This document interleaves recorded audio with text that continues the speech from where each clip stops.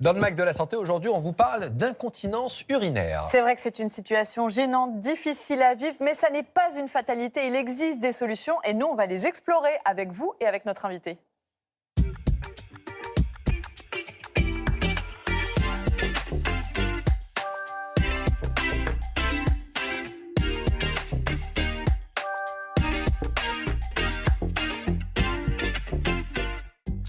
Bonjour à tous, bienvenue au Mac de la Santé. Je suis ravi de vous accueillir pour une heure d'émission en direct consacrée à votre santé et votre bien-être. Une heure durant laquelle on répond aux questions que vous nous posez et celles que vous recevez. Rime, bonjour. Bonjour. Aujourd'hui, vous répondez à une téléspectatrice à propos des shampoings. Exactement, on en utilise tous et elle aimerait savoir ce que c'est que ces shampoings pH neutre. Donc voilà, on va lui expliquer, on va voir aussi les shampoings doux et comment on se lave bien les cheveux. Donc très pratique aujourd'hui pour prendre soin de sa chevelure. Alexandra Delbo, bonjour. Bonjour. Vous nous parlez de fleurs un peu particulières, les fleurs de Bach. Fleur de Bach, ça se présente sous ces formes de petites fioles et c'est censé réguler les émotions. On va voir ce qu'en dit la science. Oui. De la réponse. c'est- Joël Goron, bonjour. Oui, bonjour. Comment allez-vous, Joël, aujourd'hui? Je vais fort bien, docteur Jimmy. J'aime Et bien je le vais verre, vous le verre vous voit très bien. dire- C'est gentil. Alors moi, je vais vous dire, je ne suis pas médecin, mais je vais vous prescrire un médicament qui est le meilleur des médicaments, la lecture. Voilà. Le Mac de la Santé, c'est également du reportage. Et dans notre série Le Pouls de la France, direction la Normandie, à la rencontre d'ostréiculteurs qui prennent soin des huîtres pour qu'elles soient à la fois délicieuses, mais surtout aussi sans danger sur le plan sanitaire. Nous répondrons ensuite à toutes vos questions autour de l'alimentation en cas de diabète de type 2. Que faut-il manger lorsqu'on est diabétique? Peut-on prévenir cette maladie grâce à l'alimentation? Et tiens, est-ce qu'il faut interdire le sucre à tout prix? Alors évidemment, si vous n'êtes pas diabétique, les conseils qu'on va vous donner vont forcément vous intéresser car on parlera de nutrition d'une façon générale grâce à une spécialiste. Nous sommes en direct, vous pouvez nous poser toutes vos questions par SMS au 41 555, mais tout de suite, oui, il est 13h39, c'est l'heure du journal avec Emma Strack.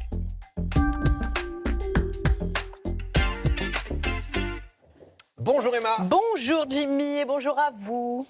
Aujourd'hui, on parle d'incontinence, car oui, ce n'est pas une fatalité. Et c'est un message à retenir en cette semaine de la continence. Alors l'incontinence, ça se traduit par des fuites urinaires qui peuvent se manifester quand on rit ou qu'on éternue. Ça peut aussi arriver dans la vie quotidienne, à la marche ou lorsqu'on porte une charge lourde, par exemple.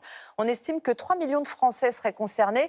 Mais probablement que c'est plus que ça, tant il s'agit d'un sujet tabou. Et pour en parler, nous sommes ravis d'accueillir le professeur Véronique Fay, médecin urologue à l'hôpital Tenon, c'est à Paris et c'est la PHP. Bonjour professeur. Bonjour Et Jimmy. bienvenue à vous. Merci d'avoir accepté notre invitation. Alors, dans les exemples qu'Emma a cités, on parle d'incontinence à l'effort. Est-ce qu'on peut nous réexpliquer de quoi il s'agit exactement? Tout à fait. Donc l'incontinence urinaire à l'effort, c'est quand on a des fuites urinaires, quand on tousse, quand on marche, quand on fait du sport, quand on va soulever des objets. Et là, on s'y attend pas et hop, il y a une petite fuite qui va mouiller le pantalon, le slip ou la culotte. À la différence de l'autre incontinence, c'est quand on arrive près de la maison et qu'on peut plus se retenir, là, c'est ça? C'est ça, c'est le syndrome de la clé dans la porte. C'est des envies très pressantes, on est surpris par l'envie d'uriner et il faut absolument se précipiter aux toilettes pour aller vidanger sa vessie. Alors, il sera question évidemment de périnée. On va vous faire un petit rappel anatomique très simple. Alors, qu'est-ce que c'est que le périnée? C'est l'ensemble des structures qui vont former en quelque sorte le plancher des organes génitaux. Ce périnée s'accroche en avant au niveau du pubis et en arrière au niveau du sacrum. Vous avez ici le tube digestif avec le rectum, l'anus. On trouve juste ici l'utérus avec le vagin juste là. On a également la vessie et le méa urinaire par lequel l'urine passe. Et donc, on comprend assez facilement que ce périnée qui forme un hamac, lorsqu'il est défaillant, eh bien, il peut entraîner des problèmes de continence. Et quand on parle de périnée, on se fait l'idée que du coup, ce serait surtout les femmes qui ont porté des bébés qui seraient davantage concernées par cette incontinence à l'effort. C'est le cas ou il y a d'autres profils de patients? Alors, c'est le cas dans la majorité des situations, mais il y a d'autres facteurs de risque. Il y a la ménopause, il y a également quand on a déjà été opéré du petit bassin, je pense aussi aux hommes, après une chirurgie de la prostate, les personnes âgées, mais ça touche en fait tous les types d'âge, toutes les tranches d'âge. Ça touche aussi bien les enfants, les adolescents, hommes, femmes, les moins jeunes, les ménopausés, vraiment toutes les tranches d'âge, toute la population générale. Personne n'est épargné. Et alors, du coup, vous nous avez dit qu'il y avait différents types de facteurs de risque. L'âge, quand même, fait partie des principaux. Est-ce que ça touche quand même davantage les femmes? Oui, tout à fait. L'âge fait partie des principaux. Donc, ça augmente. Il y a plus de 30% de la population générale qui est quand même concernée après 70 ans. Et les femmes sont un peu plus, malheureusement, touchées que les hommes. Alors justement, une fois qu'on a cette incontinence à l'effort, comment on fait pour la prendre en charge? C'est pas normal de se faire pipi dessus quand on regarde un spectacle ou quand on fait un petit jogging. Tout à fait, c'est un signal d'alarme. Il ne faut jamais croire que c'est normal. Il faut bien sûr consulter, il faut se faire examiner par un urologue, par un gynécologue, par son médecin généraliste. Ça peut révéler parfois certaines maladies qui sont un petit peu graves quand même. Et en tout cas, c'est jamais quelque chose d'anodin. Ce n'est pas normal d'avoir des fuites. Mais ça se traite? Qu'est-ce qu'on peut faire? Tout à fait. Il y a tout plein de traitements. Donc, on agit plutôt sur les facteurs de risque, les règles hygiéno-diététiques. Le surpoids, par exemple, c'est un gros facteur de risque d'incontinence urinaire. Et on a prouvé que quand on perdait du poids de manière significative, on pouvait avoir les fuites urinaires qui s'en allaient totalement. Ensuite, il y a bien sûr la kinésithérapie, la rééducation périnéale. C'est vraiment très important d'apprendre à connaître son périnée, d'apprendre la posture, entraîner sa sangle abdominale avant de faire un Quel que effort. soit l'âge, on imagine si on a des téléspectateurs ou tristes qui ont, je ne sais pas, moi, 60, 65 ans, elles disent, ah bah oui, mais moi j'ai eu des enfants il y a très longtemps. Elles peuvent encore à 60 ans faire de la rééducation? Oui, il n'y a pas d'âge pour faire la rééducation. Même quand on a accouché il y a 30 ans, il faut toujours en faire voilà, pour pouvoir traiter ses fuites urinaires. Mais pas que, il n'y a pas que la kiné.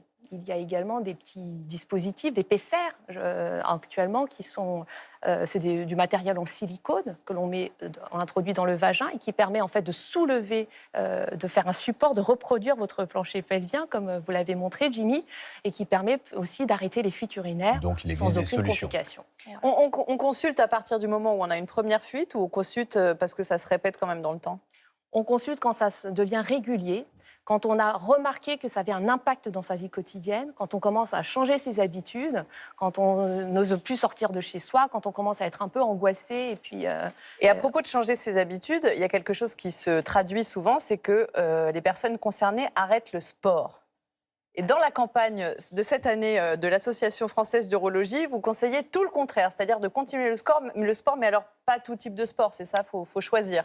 Oui, alors le message, c'est vraiment, il faut continuer l'activité physique parce que si on l'arrête, on a quand même d'autres problèmes, le surpoids, les facteurs de risque cardiovasculaire. Donc le sport, c'est bon pour la santé, donc il faut continuer. Maintenant, c'est vrai qu'il y a des sports qui sont plus à risque que d'autres. Les sports avec des impacts répétés, les sports qui nécessitent des changements de position répétés également. Je pense à l'athlétisme, au handball, au saut, au trampoline, à l'haltérophilie. Donc tous ces sports-là vont créer des impacts récurrents sur le périnée. Ça ne veut pas dire qu'il faut les pratiquer. Il n'y a aucun sport qui est interdit. Il y en a que vous recommandez particulièrement? Tout ce qui est sport aquatique, il y a quand même zéro impact sur le périnée. Mais bon, si vous êtes amatrice ou amateur de jogging, il faut adapter cette activité physique. Il faut préparer son périnée. Eh bien, merci d'avoir répondu à toutes nos questions. Et le jour où moi, je perds quelques gouttes d'urine, j'irai consulter direct. Je peux vous dire que je ne vais pas attendre que ça sent... Bon, je sais pas où je raconte ça. C'est un bon message. C'est pour ça qu'il faut y aller, quoi, en fait. Il ne faut pas attendre le bout du monde. Tout à fait. Merci d'avoir répondu à toutes Merci nos beaucoup. questions. Merci Eva, merci Jimmy. Il est encore question de sport. On vous amène en Haute-Savoie où un lycée permet à ses élèves en difficulté scolaire, dont certains en situation de handicap, de découvrir la montagne à travers les cours d'éducation physique et sportive. Oui, les arbres enneigés, les pistes de ski, c'est à quelques kilomètres de chez eux, mais ces jeunes n'y avaient jamais mis les pieds. Nos journalistes ont suivi ces élèves pendant toute une journée. Voyez ce réjouissant reportage de Clément Tournigan, Mathieu Crescio et Stéphane Joviado. Yasmine, Emre, vous me regardez par là, vous écoutez 30 secondes, vous allez vous échauffer sur un tout petit tour. Si vous avez de la chance, parce que vous avez vu, vous arrivez, le soleil arrive. On y va. Glisser sur la neige, un défi pour ces lycéens qui découvrent le ski grâce à des cours d'EPS exceptionnels. Ils habitent à 20 km, mais souvent on se rend compte que sur la première sortie, ils n'ont jamais été marcher en forêt, en fait. Des enfants qui habitent en ville et qui restent exclusivement en ville. Et c'est vrai que pour nous, c'est très très intéressant de les emmener dans un autre univers. Et pour eux, c'est aussi quelque chose qui se rappelleront toute leur vie. Issus de milieux défavorisés, certains de ces jeunes sont placés en foyer, d'autres rencontrent des difficultés scolaires ou sont en situation de handicap. Pour tous, c'est une première dans une station de sport d'hiver. Puis on va monter un peu plus pour avoir une super grande descente. Allez, on y va, c'est parti. Au programme de la journée, 7 km de randonnée en ski de fond. L'objectif est que ces jeunes souvent sédentaires pratiquent une activité bonne pour leur santé, en prenant un maximum de plaisir. Allez. Je préfère le ski, je préfère le sport au lycée. C'est mieux. Là, tu vois autre chose. Tu vois les paysages et tout, c'est bon. Et les résultats sont là, les jeunes sont déjà à l'aise sur la neige. Incroyable.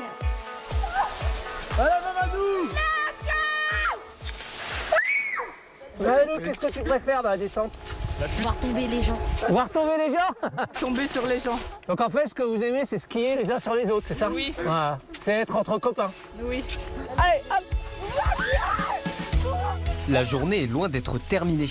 Une surprise attend les lycéens. Une séance de biathlon. Les jeunes vont pouvoir essayer des carabines laser professionnelles prêtées par une association. Ouais. Bravo. Le cours est adapté à tous. On peut être en situation de handicap au niveau de la scolarité, mais par contre, sur des skis, on peut être très bon, très à l'aise. Pour des jeunes qui peuvent avoir des difficultés en motricité, justement, de voir qu'ils sont compétents dans un domaine, c'est chouette, c'est chouette. Bravo, félicitations à tous. Vous avez pu dépasser vos limites et ça, c'est bien. Je vous félicite. Le premier cours qu'on a fait quand on est venu, il n'y en a pas un qui tenait sur les skis. Et là, on a vu, ils montent, ils descendent, ils s'éclatent, donc ultra positif, quoi. Allez, c'est parti, allez, hop. L'année prochaine, les élèves passeront à un niveau supérieur.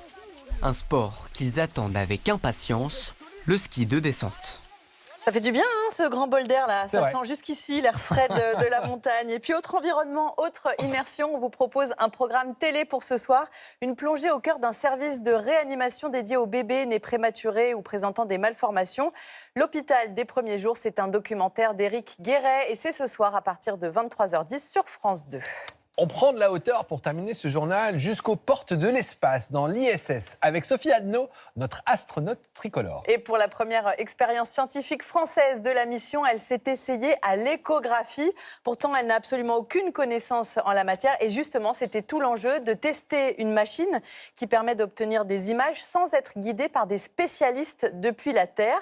Donc avec son collègue américain Jack Hathaway, ils ont pu réaliser les essais en totale autonomie. Moi, je trouve ça plutôt cool. On imagine qu'il y aura des débouchés derrière cette expérience. Oui, alors l'objectif est quand même assez lointain de nous. Ça devrait permettre d'effectuer une échographie à un astronaute lors des futures missions habitées vers la Lune et vers Mars. Donc c'est pas forcément pour tout de suite, mais pour être un petit peu plus concret et plus près de nous également, ça pourrait s'avérer utile dans un contexte de désert médical ou en mer, par exemple, notamment dans les sous-marins. Ah, pourquoi pas, très intéressant. Bah, bon courage, Sophie. Mais je ne regarde pas de l'ISS. Qui sait, moi j'ai envie d'y croire. Si, sur le replay de France Télé qui est disponible dans l'espace. Merci beaucoup, Emma. À demain.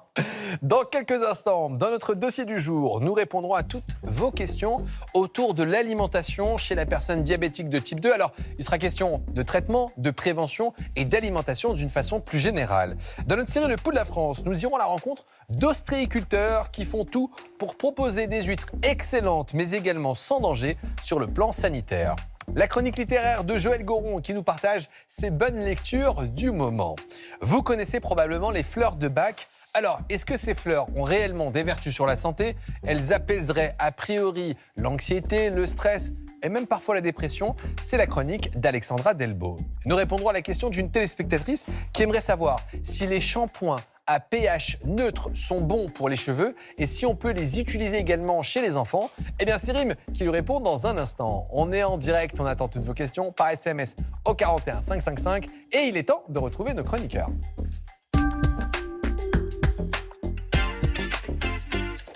Rim, Alexandra, Joël, très content de vous retrouver. Joël, cette semaine, vous nous conseillez 3 livres qui vous ont beaucoup plu.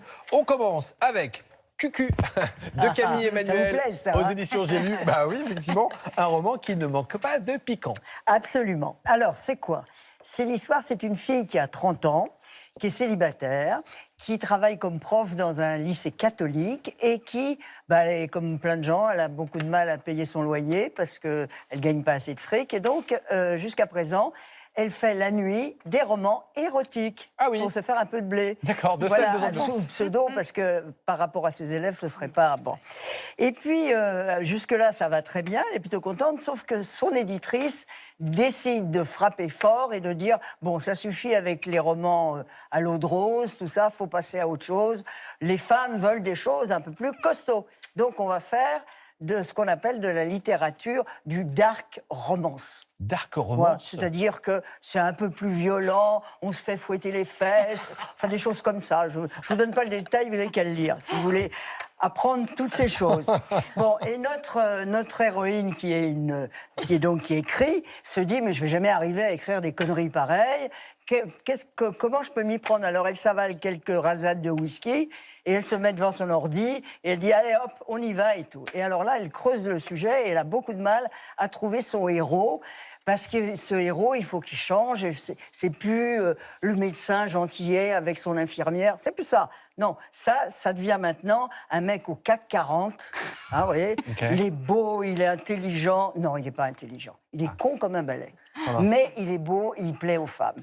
Donc elle bâtit ce récit et elle bâtit en particulier ce personnage.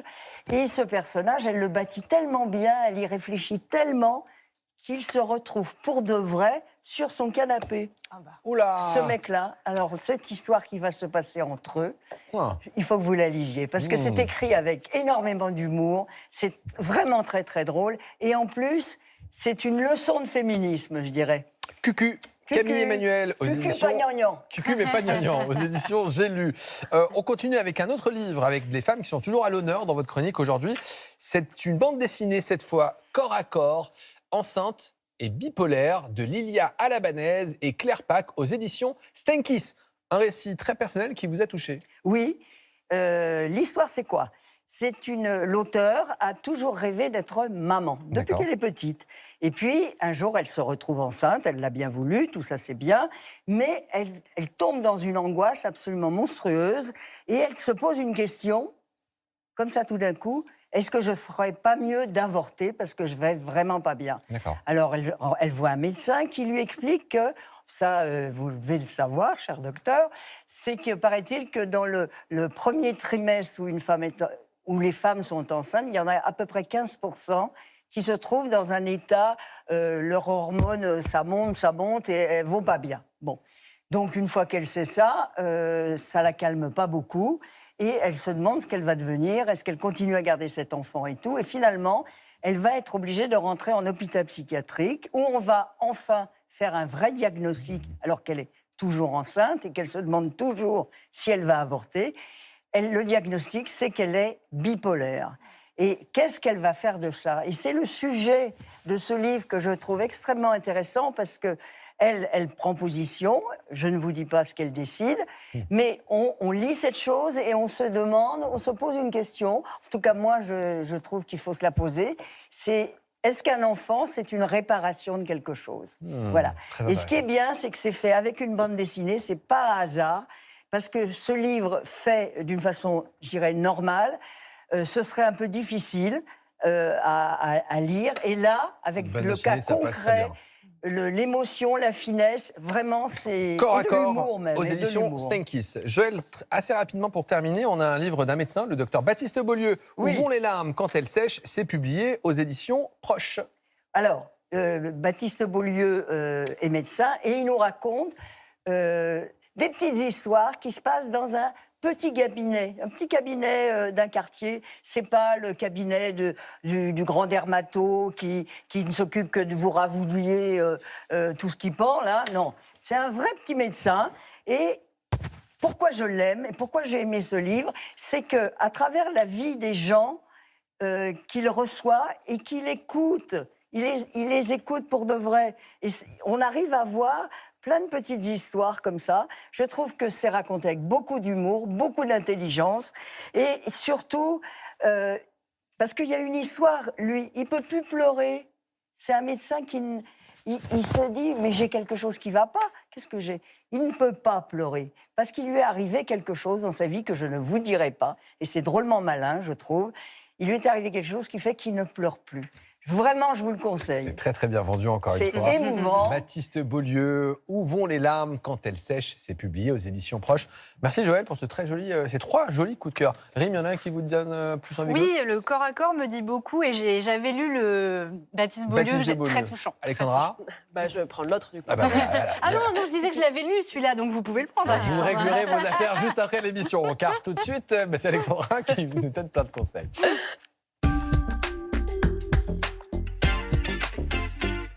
Mais avant ça, on a reçu la question de David. On lui a dit d'éviter le sucre. Mais qu'en est-il du miel ou du sirop d'agave? Nous y répondrons dans quelques instants dans notre dossier du jour.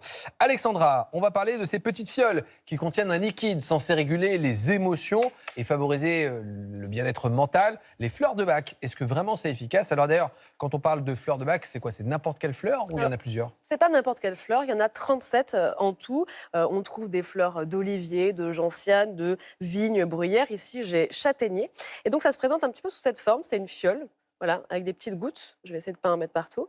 Avec des petites gouttes. Et ça se met soit dans un verre d'eau, soit directement sur la langue. L'idée, c'est que chaque élixir, donc chaque fleur, aurait la vertu de réguler une émotion particulière. Je vais vous donner des exemples. Ça peut réguler les doutes ou les incertitudes pour la gentiane, rendre la vitalité pour l'olivier. La bruyère Vous n'avez permettrait... pas besoin de fleurs de bac. Pas du tout. Surtout pas. La bruyère permettrait de combattre la solitude et de renforcer la communication et l'altruisme. Bref, ce serait bon finalement pour la santé mentale. Et quand on voit ces petites fioles, ça nous fait penser aux huiles essentielles, mais ça n'a rien à voir. Ça n'a rien à voir. En fait, une huile essentielle, c'est une plante qu'on va distiller. Donc, on va la mettre avec de l'eau et on va attendre que la vapeur prenne avec elle l'essence de la plante. Donc, ça emporte des principes actifs et ça emporte aussi une odeur. C'est à ça aussi qu'on les reconnaît. Alors que les élixirs de Bach, en fait, ce sont des fleurs qui macèrent, comme on le voit ici, qui macèrent dans l'eau, qui sont laissées au soleil, parce que ça fait partie de la recette.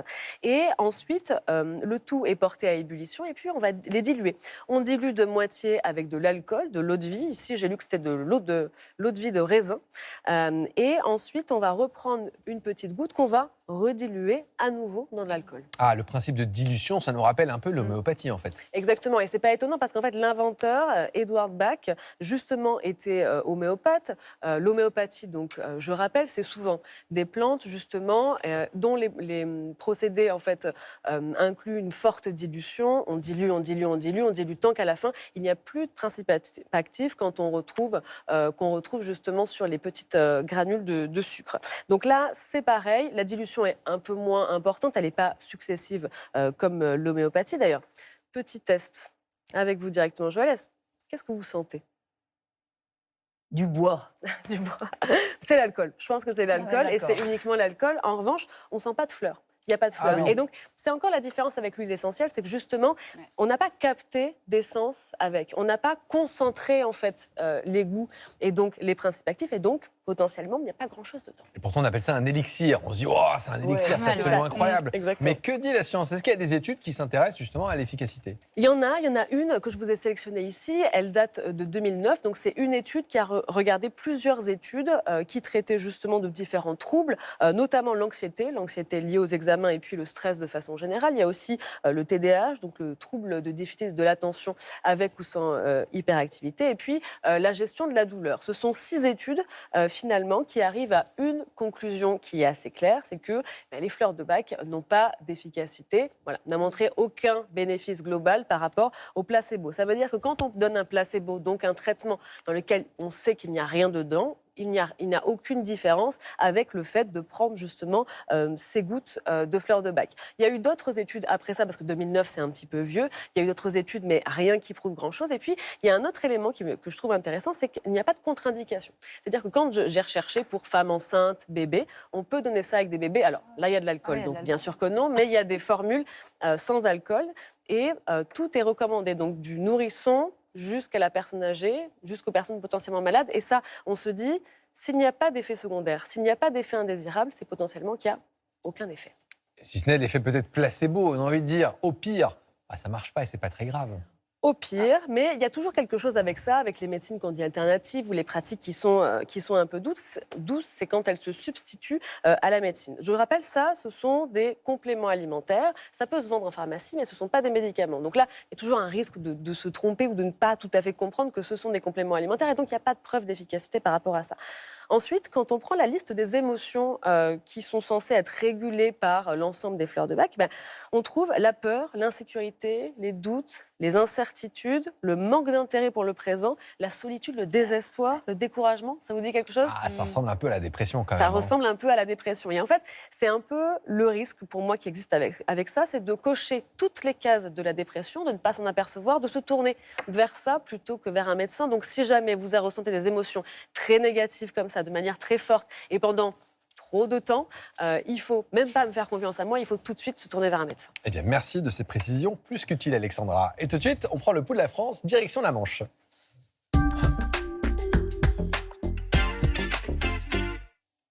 Où l'un des emblèmes du département vient tout droit de la mer. C'est l'huître. La Normandie est la première région ostréicole de France. Prendre soin de ces coquillages est donc la priorité des ostréiculteurs, tant au niveau gustatif que sanitaire. Explication de Delphine Renaud, Mathieu Vibo et Nathalie Vincenti.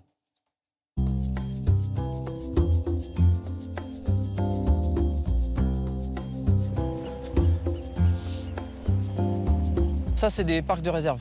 Donc c'est là où on stocke nos huîtres avant la vente. Donc là, c'est en période d'affinage, trompage en fait exactement. C'est le phénomène des marais en fait qui va découvrir les parcs ou les recouvrir. Et en fait, en fonction de ça, les huîtres vont s'ouvrir, se fermer, donc se muscler. Depuis plus de 40 ans, la famille Verneuil a développé un savoir-faire. Chaque jour, Romain, aujourd'hui en charge de l'exploitation, veille avec attention sur la qualité de ses huîtres. Avant d'être mises en bourriche, elles sont plongées dans un grand bain d'eau. Donc elles filtrent tout ce qu'il y a dans l'eau. Donc c'est pour ça qu'on les met en purification ici avec de l'eau propre, pour pouvoir enlever tout ce qui est bactéries qu'elles peuvent avoir à l'intérieur, le sable également aussi s'il y en a. Romain vérifie que ces huîtres sont bien vivantes et peuvent être dégustées. En fait, quand on les ouvre, elles ont plein d'eau à l'intérieur. Quand il n'y a plus d'eau, qu'elles sont sèches, c'est qu'il y a un souci. C'est que là, l'huître est malade et on est en train de mourir. Donc là, il ne faut pas la consommer. Bonjour. Bonjour Stéphanie. Vous allez bien ? Ça va et vous ? Malgré ces précautions, des bactéries et des virus peuvent subsister. Une fois par mois, il fait analyser ses huîtres par un laboratoire spécialisé. Merci. Donc du coup, la provenance. Alors, parc de réserve à Gouville. D'accord, combien de temps de purification ? 24 heures. Merci beaucoup, bonne journée, Merci. puis à bientôt. Bon courage. Merci de même, au revoir. Ces informations sont indispensables pour identifier les huîtres de Romain. Dans la Manche, les parcs ostréicoles s'étendent sur environ 730 hectares. Salut, ça va ? Cet échantillon part directement pour le laboratoire d'analyse. Salut, à demain. La qualité sanitaire est un enjeu majeur pour Romain et l'ensemble des ostréiculteurs. En cas de contamination, les ventes sont interdites car les huîtres sont dangereuses pour les consommateurs. Elles sont donc soumises à plusieurs analyses. Donc ici, en fait, on va dénombrer une bactérie qui s'appelle Escherichia coli, qui est en fait une bactérie indicatrice de contamination d'origine fécale. Donc si on la trouve, potentiellement, il peut y avoir aussi d'autres bactéries présentes. Pour vérifier sa présence, tout commence par un mixage de la chair de quelques huîtres. Donc on va récupérer le broyat en fait de nos huîtres. S'il y a la présence de bactéries, la bactérie va se multiplier. Pour que le produit soit satisfaisant, il ne faut pas qu'il y ait plus que 230 bactéries pour 100 grammes de coquillage. Alors du coup, les résultats d'hier, est-ce que tu as pu les voir à l'écran ? Donc là, effectivement, on a des courbes positives. Le résultat, il est de 110. Ça reste... Ouais, ça reste inférieur au seuil de 230, donc l'échantillon est satisfaisant. En cas de dépassement de seuil, l'ostréiculteur devra remettre ses huîtres en bassin de purification pendant 72 heures pour éliminer les bactéries. Dans la pièce voisine, les huîtres cette fois-ci passent au scalpel. On va disséquer la glande de 10 coquillages. C'est un travail d'orfèvrerie. Tout ce qui est blanc autour, là, on essaie de l'enlever au maximum. Dans la glande digestive de l'huître, on recherche le matériel génétique du norovirus. Donc c'est un virus qui est responsable de gastro-entérite humaine. En France, la recherche de norovirus n'est pas obligatoire, mais elle est indispensable pour les ostréiculteurs qui veulent exporter. Cette machine permet uniquement de détecter la présence de ce virus. Et donc là, on s'aperçoit que notre échantillon, sa courbe d'amplification est plate. On n'a pas détecté de présence de matériel génétique de norovirus dans cet échantillon. S'il y a présence de norovirus, l'ostréiculteur, normalement, ne doit pas vendre ses produits. Grâce à cette analyse, on sait si le norovirus est présent ou pas dans l'échantillon d'huîtres. Mais on ne sait pas s'il est actif et dangereux pour la santé. Pour répondre à cette question, les chercheurs ont mis au point une nouvelle analyse. On travaille sur des organoïdes qui sont de petits organes comme un organe humain. Ils cultivent des cellules d'intestin humain, puis les mettent en contact avec l'échantillon d'huîtres. Pour savoir si le virus est vivant et s'il se multiplie, les cellules sont placées pendant 3 jours dans une cuve à 37 degrés, notre température corporelle. Donc avec ce système-là, on verra vraiment si le virus est vivant ou pas vivant. Et s'il n'est pas vivant, il n'y a pas de danger. Ces nouvelles analyses permettront aux ostréiculteurs de pouvoir vendre en toute sécurité, pour le plus grand bonheur des amateurs d'huîtres. Et tout de suite, c'est Rim qui répond à toutes vos questions.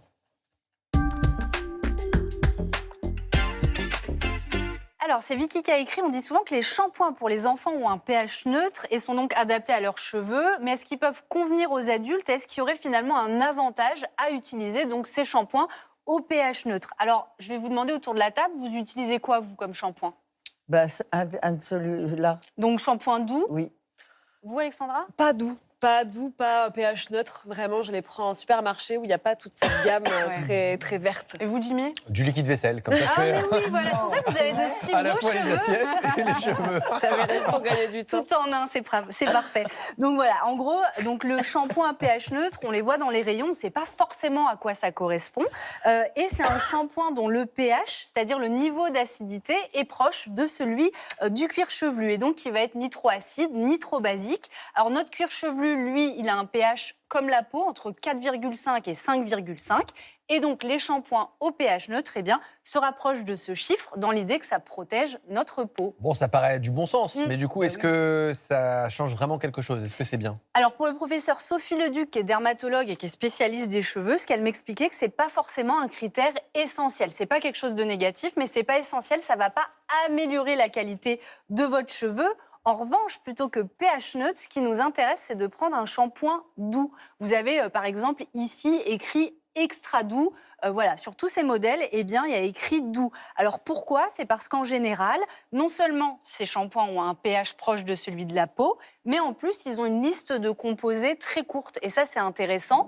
L'autre point fort, c'est qu'ils ont peu d'effets moussants. Et ça, on n'y pense pas forcément, mais en réalité, c'est une bonne chose. S'il y a peu de mousse, c'est qu'il y a peu de tensioactifs et donc peu de choses irritantes. Et également, un autre point fort, il y a peu de parfum parce que là aussi, ça peut être irritant ou allergisant. Alors parfois, il y a 2 critères qui nous intéressent, l'odeur et la mousse. Et la mousse. Bah, C'est ça, mousse, je suis un peu rabat-joie, mais en réalité, il faudrait peu de mousse pour que ça soit bien pour nos cheveux. Mais c'est surtout si on se lave les cheveux très souvent, en fait. Oui, en plus, d'autant plus si vous vous lavez les cheveux souvent, Joël, absolument. Moi, je reconnais que j'utilise le shampoing de mes enfants. Je me dis, si c'est bon pour les enfants, c'est bon pour moi. Eh bien, bien vu. On sent la logique du médecin, exactement. Bon, là, c'est la logique de la flemme. Je dis papa flemmard. Hein. Il a dit un shampoing, je le prends. Voilà, ceux utilisés donc chez les enfants, ils peuvent tout à fait être utilisés chez l'adulte. L'inverse est moins vrai, puisque peut y avoir trop de parfums, trop de produits allergisants, etc. Et il y a plusieurs effets positifs à utiliser ces shampoings doux. Alors, non seulement ça peut donner des cheveux plus brillants, moins cassants, un cuir chevelu moins irrité, et les écailles qui protègent les cheveux, eh bien, restent fermées. Et donc, à nouveau, une bonne protection. Donc, ça peut quasiment convenir à tout le monde. Vous les trouvez plutôt en parapharmacie. Alors, c'est sûr que c'est un petit peu plus cher que ce qu'on trouve en supermarché, mais en réalité, on va le voir après, il n'y a pas besoin d'en utiliser tant que ça, et ils durent assez longtemps, les produits. Et justement, on termine avec des conseils pour bien utiliser son shampoing une fois qu'on a choisi le bon. Oui, alors déjà, on mouille les cheveux, ça tout le monde le sait, mais finalement, une petite noisette de shampoing, ça suffit. Il n'y a pas besoin de remplir toute la main. Et ce que vous pouvez faire, c'est masser le cuir chevelu uniquement. On va dire que la mousse qui tombe sur les pointes des cheveux, ça va suffire. Je n'ai pas ce problème, ce que je vous dis. Je vais vous regarder, vous, mesdames. Ça va suffire à laver la suite des cheveux. Si je vous regarde bien, genre, vous Parce que le cuir chevelu, attention, pas les pointes. Voilà. On n'utilise pas une eau trop chaude puisque ça peut un peu fragiliser le shampoing. On rince bien et on n'est pas obligé de faire un deuxième shampoing dans la foulée. Une fois, ça suffit. Voilà. Et si votre cuir chevelu est très sensible, ce que vous pouvez faire, c'est le diluer avec un tout petit peu d'eau. Comme ça, vous êtes sûr. Eh bien, merci de toutes ces précisions. Est-ce qu'on peut rappeler comment on fait pour les prochaines questions? Oui, donc c'est rim@allodocteur.fr et WhatsApp 06 58 75 04 71. On passe à notre dossier du jour. C'est une maladie qui est de plus en plus fréquente, le diabète, qui concerne plus de 4 millions de personnes en France. Et pour le contrôler, la priorité, c'est d'avoir une alimentation équilibrée. Alors, que manger quand on est diabétique? Est-ce que certains aliments sont à exclure? On répond à toutes vos questions avec notre spécialiste.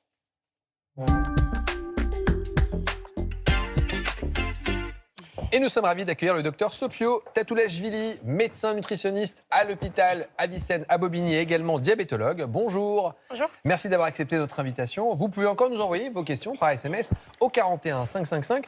Je vous propose de répondre à cette première question de Christine qui mettra peut-être tout le monde d'accord. Est-il vrai qu'aucun aliment n'est interdit quand on a du diabète? Alors oui, aujourd'hui c'est déjà vrai. Alors à l'époque, ce n'était pas vrai parce qu'on interdisait beaucoup de choses quand quelqu'un avait un diabète. Mais aujourd'hui, on dit que plus rien n'est interdit. Il est très important de garder le plaisir de l'alimentation, mais il faut avoir une certaine connaissance pour se faire plaisir sans déséquilibrer le diabète. Alors, quand on parle de diabète, on a une question. Les recommandations alimentaires sont-elles les mêmes pour le diabète de type 1 et de type 2? C'est Evelyne qui nous dit ça. Alors, ça nous amène à la définition du diabète. C'est les diabètes en réalité. On va s'intéresser à deux types de diabète.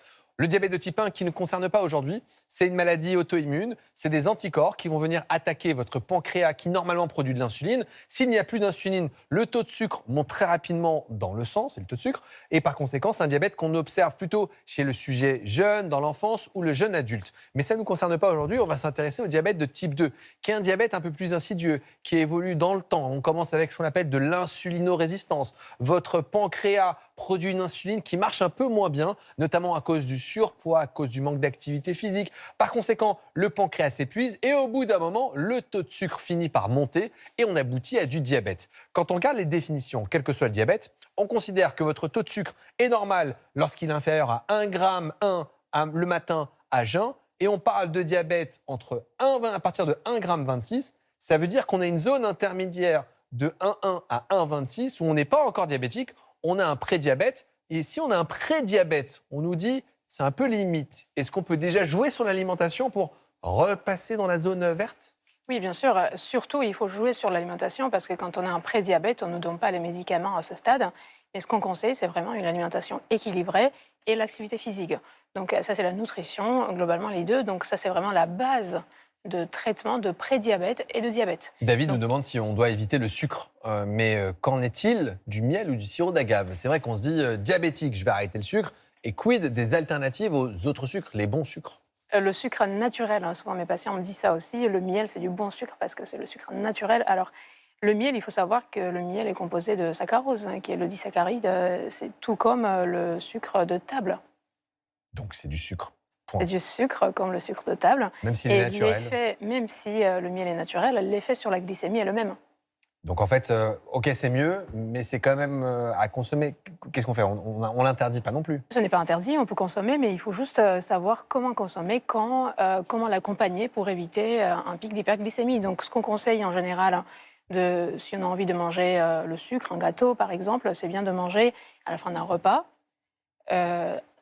équilibré, bien entendu. Ou encore, si on a envie de manger du sucre, quand on fait une collation, on peut accompagner un gâteau ou un fruit d'un yaourt, des protéines qui vont ralentir l'absorption du sucre pour éviter le pic d'hyperglycémie. C'est pour ça que c'est mieux d'accompagner, de ne pas manger une sucrerie seule, pas l'estomac vide, toujours englobé dans d'autres choses qui contiennent des fibres. C'est ça. Les personnes peuvent avoir tendance à se tourner aussi vers des faux sucres. On est d'accord que ça, c'est une mauvaise idée ou est-ce qu'il y en a qui sont bons pour les personnes diabétiques? Les édulcorants? Ouais. Alors, on peut beaucoup discuter sur les édulcorants. C'est vrai que les édulcorants ne font pas monter la glycémie. Donc, pour la glycémie, il vaut mieux édulcorant que le vrai sucre.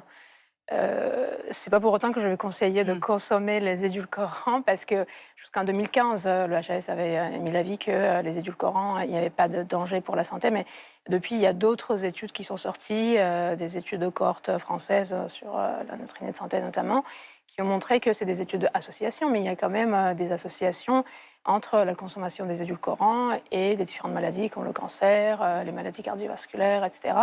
Donc, voilà, encore à consommer avec modération, je dirais. On a le choix entre la peste et le choléra. Entre un cola sucré et un cola zéro, finalement, il ne faut prendre aucun des deux, plutôt que... C'est ce que je conseille à mes patients. Après, on peut en consommer de temps en temps pour garder le plaisir.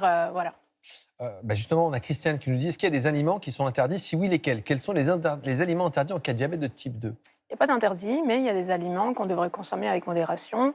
Par exemple, un exemple, c'est des boissons gazeuses sucrées qui n'apportent rien vraiment sur le plan nutritionnel, qui n'ont pas vraiment de qualité nutritionnelle.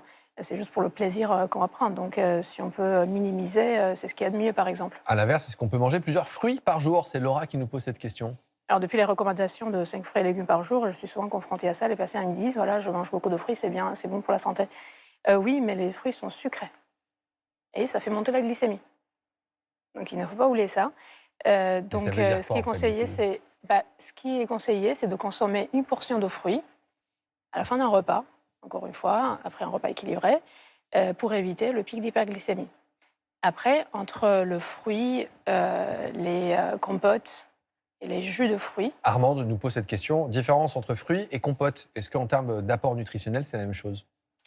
En termes d'apport nutritionnel, c'est-à-dire que quand on mange un fruit, on absorbe un peu plus lentement le sucre, parce qu'il y a des fibres, le sucre est protégé dans les fruits, et on libère le sucre plus lentement, et l'absorption est plus lente. Alors que quand on mange une compote, l'absorption est un peu plus rapide. Il y a toujours des fibres dedans, donc il vaut manger une compote que boire un jus de fruits, même si on presse les oranges à la maison, on dit que c'est le jus d'orange, on a pressé nous-mêmes. Déjà, rien que pour faire un verre de jus d'orange, on va presser au moins 2-3 oranges. Donc, on en consomme plus. Et surtout, c'est du sucre libre qui est absorbé très rapidement et qui entraîne un pic d'hyperglycémie. Ça nous amène également à la notion d'index glycémique, dont vous avez parlé, finalement, la libération du sucre dans le sang et en fonction de ce que vous mangez. Eh bien, évidemment que le taux de sucre peut monter plus ou moins rapidement. Alors, la vraie question, c'est peut-on manger des pâtisseries quand on est diabétique? Eh bien, la réponse, c'est oui, mais mieux vaut privilégier des aliments à index glycémique bas. Et là, ce que vous voyez à votre écran, c'est lorsque vous prenez un donut, qu'est-ce qui se passe? Le sucre en rouge monte très rapidement. Par conséquent, votre pancréas fait de l'insuline en grande quantité pour objectif de faire baisser rapidement le taux de sucre. Et ça va vous donner les petites faims. Du coup, plusieurs enseignes proposent désormais des gâteaux adaptés aux patients diabétiques. Un reportage signé Khadija Darezig, Alexandre Delaval, Denis Moreau. Il y a encore peu de temps, Fabrice était persuadé qu'une bonne journée commençait toujours par un petit déjeuner copieux. Voilà, un petit café. Où les aliments riches en sucre avaient une bonne place. Avant, c'était jus de fruits, qui est une calamité en termes de sucre. C'était des viennoiseries, c'était des biscuits, voilà. En termes de glycémie, c'était ni conseillé ni recommandé. Pain complet, fruits et les végétaux sont les nouveaux alliés de Fabrice depuis qu'on lui a diagnostiqué un diabète de type 2 il y a 2 ans. C'est une simple prise de sang qui a fait apparaître la maladie. Bon, je m'attendais à avoir peut-être un peu de cholestérol, etc., vu l'âge. Et puis là, coup de matraque, une glycémie très élevée. Pour les patients diabétiques de type 2, une cible inférieure ou égale à 7 est recommandée. Et là, j'étais à 9,4. Un diabète qui pousse Fabrice à faire l'impasse sur les plaisirs sucrés, jusqu'au jour où il découvre les pâtisseries à indice glycémique bas. Bonjour. Bonjour, bienvenue. On vient de ressortir le Paris-Brest. On a un peu revisité la recette. Là, c'est tarte citron et tarte passion. C'est ma passion. C'est votre passion. Le concept est porté par Pascal Mahé, dont la fille est diabétique. La souffrance d'un diabétique, c'est de ne pas pouvoir se retrouver dans des moments de partage avec ses potes ou avec sa famille à faire comme tout le monde. Plus de moments de partage et surtout moins de culpabilité. On peut le faire sans dire, là j'ai fait une énorme bêtise et il faut que je fasse quelque chose après. Pour arriver à préparer des pâtisseries allégées en sucre, Amandine, la chef, a plus d'un tour dans son sac. Au menu ce jour-là, une forêt noire. Première astuce, remplacer le sucre blanc du biscuit par du sucre de coco. L'indice glycémique du sucre de coco, c'est 35 et le sucre normal, c'est 100. Donc on réduit vraiment l'impact sur la glycémie avec un sucre de coco. Deuxième ajout, l'inuline. L'inuline, en fait, c'est de la fibre végétale. Donc on trouve ça, par exemple, dans la chicorée. Un autre ingrédient, il y en a pas mal, c'est l'ail. Et donc ça permet de rajouter du fibre dans mon gâteau. Parce qu'en fait, les fibres, elles vont agir comme un filtre. Et ça va permettre, en fait, de diminuer l'absorption du sucre dans le sang. Le chocolat est lui aussi allégé en sucre. Je vais utiliser un chocolat blanc qui va être au maltitol. Et le maltitol, c'est un édulcorant qui a un indice glycémique assez faible de 35. Autre variation, l'utilisation de farine complète bien moins riche en glucides que la farine blanche. Moins sucrée ne veut pas dire pas de gras. Amandine utilise du mascarpone pour réaliser la crème de son gâteau. Et là, on va vous faire le montage de la forêt noire. Maintenant que le gâteau est fini, nous allons pouvoir le faire déguster à nos testeurs afin de vérifier l'indice glycémique. Et notre but, c'est d'avoir un indice glycémique en dessous de 35. Des testeurs à jeun qui, après avoir dégusté le gâteau, devront relever leur taux de sucre dans le sang. 91, 93, 102, ouais, c'est bien. L'expérience va durer 1 heure. Elle est supervisée par un diabétologue. On n'a pas de test où il suffirait de faire une prise de sang ou de souffler dans un ballon qui pourrait déterminer l'index glycémique. On est obligé de passer par ce process-là pour avoir quelque chose d'à peu près standardisé et surtout qui reflète vraiment ce qui se passe dans l'organisme. Une fois analysés, les relevés permettront de déterminer si la forêt noire a bien sa place dans la pâtisserie. Alors, ces pâtisseries, c'est vrai qu'elles ont l'air très bonnes, mais c'est peut-être malgré tout aussi à manger avec modération également. Bien sûr, parce que ça contient quand même du sucre, même si c'est un index glycémique bas, c'est quand même du sucre. Et il faudrait consommer avec modération. Et notamment, on peut réajuster après, ou bien le traitement. Si on est notamment sous insuline, si on a un diabète de type 1, on peut réajuster le traitement, ou voire même avec un diabète de type 2. Ou encore, on peut bouger un peu plus après le repas pour éviter le pic d'hyperglycémie après avoir consommé un dessert aussi délicieux. Carole, elle vient d'apprendre qu'elle est diabétique de type 2. Elle nous demande si elle doit supprimer totalement les pâtes et le pain. Il ne faut surtout pas supprimer. Il est très important de consommer les glucides à chaque repas. Mais ce qui est conseillé, c'est de consommer des glucides complets parce que l'index glycémique est plus bas, l'absorption est plus lente et l'effet sur la glycémie est plus favorable. Ça veut dire qu'un index glycémie plus élevé, c'est-à-dire qui fait monter le taux de sucre rapidement, pâtes blanches classiques, ça Oui. plutôt, on essaie de les remplacer par des pâtes complètes. Oui, mais il n'y a pas que l'index glycémique, il y a aussi la question de cuisson. Plus les pâtes sont cuites, plus l'absorption est rapide parce que l'amidon est dégradé quand on surcuit les pâtes et on absorbe plus rapidement. Donc, ce qui est conseillé, c'est de faire des cuissons al dente, c'est-à-dire ne pas trop surcuire. En général, le temps de cuisson qui est indiqué sur les sachets, c'est pour faire les pâtes al dente. Al dente. 7 minutes pour cette marque-là. Le pain également, plutôt du pain complet que la baguette blanche finalement. Il vaut mieux privilégier le pain complet plutôt que la baguette blanche, tout à fait. On a Mado qui nous pose cette question. On fait de la chasse au sucre, mais qu'en est-il du gras ? Le gras, c'est important dans notre alimentation. Il faut consommer la graisse, mais il faut consommer de la bonne graisse. Hein. C'est par exemple, dans le régime méditerranéen, c'est l'huile d'olive qui est considérée comme la bonne graisse. C'est la graisse qui est dans les poissons gras, par exemple. Donc, c'est très important. Déjà parce que ça ralentit l'absorption des sucres. Quand on accompagne la consommation des glucides avec la graisse, ça ralentit l'absorption des glucides, ça ralentit la vidange gastrique.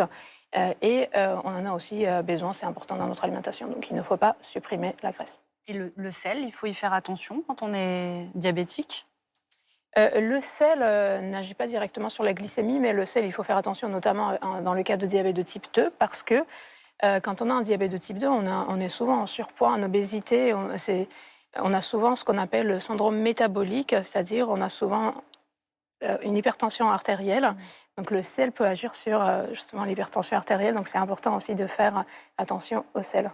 On a Anaïs qui nous dit quels sont les pièges à éviter quand on est diabétique et qu'on mange souvent sur le pouce. Alors, c'est vrai qu'il y a aussi les yaourts qui se mangent assez facilement. Là, on a des yaourts aux fruits. Et là, on a un yaourt, on a du skyr. Qu'est-ce qu'on privilégie ? Parce que là, on se dit yaourt aux fruits, ça a l'air... Il y a des fruits, donc c'est bien. Si vous avez très peu de temps pour manger, il vaut mieux privilégier des aliments qui vont vous rassasier et qui vont pas vous donner un pic d'hyperglycémie après le repas. Donc, yaourt sucré aux fruits, même s'il y a des fruits dedans, ok, c'est très bon.